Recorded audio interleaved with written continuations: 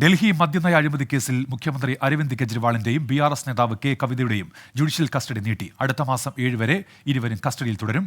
ബൽറാം നെടുങ്ങാടി ഡൽഹിയിൽ നിന്ന്. ബൽറാം, വിശദാംശങ്ങൾ. ഉന്മേഷ്, എൻഫോഴ്സ്മെന്റ് ഡയറക്ടറേറ്റ് രജിസ്റ്റർ ചെയ്ത കേസിലാണ് ഡൽഹി മുഖ്യമന്ത്രി അരവിന്ദ് കെജ്രിവാളിന്റെ കസ്റ്റഡി കാലാവധി ഇന്ന് അവസാനിച്ചത്. കെ കവിതയുടെ CBIയും EDയും രജിസ്റ്റർ ചെയ്ത കേസുകളിൽ കസ്റ്റഡി കാലാവധി ഇന്ന് അവസാനിച്ചു. തുടർന്നാണ് ഇരുവരെയും ഇന്ന് ഡൽഹിയിലെ റൌസ് അവന്യൂ കോടതിയിൽ ഹാജരാക്കിയത്. ഇവർ രണ്ടുപേരും കസ്റ്റഡിയിൽ തുടരേണ്ടത് ആവശ്യമാണ് എന്ന നിലപാടാണ് എൻഫോഴ്സ്മെന്റ് ഡയറക്ടറേറ്റും CBIയും സ്വീകരിച്ചത്. കേസിന്റെ അന്വേഷണം പുരോഗമിച്ചുകൊണ്ടിരിക്കുകയാണ്.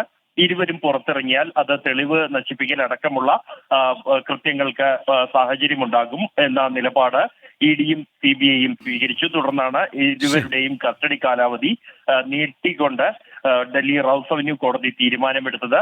കവിതയുടെ ജാമ്യാപേക്ഷ വരുന്ന മെയ് മാസം 2 കോടതി പരിഗണിക്കുന്നുണ്ട്. ബൽറാം നെടുങ്ങാടി ഡൽഹിയിൽ നിന്ന്.